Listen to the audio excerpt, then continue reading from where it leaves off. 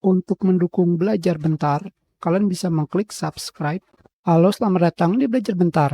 Sekarang kita akan belajar mengenai cara mengembalikan ikon file video media player klasik yang hilang. Seperti yang kalian lihat di sini, kita buka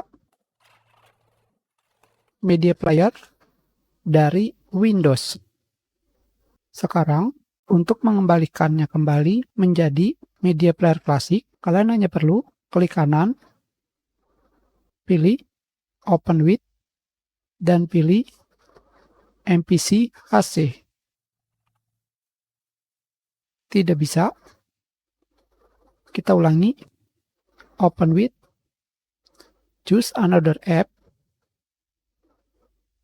dan kalian pilih MPC HC, dan pilih Always. Maka secara otomatis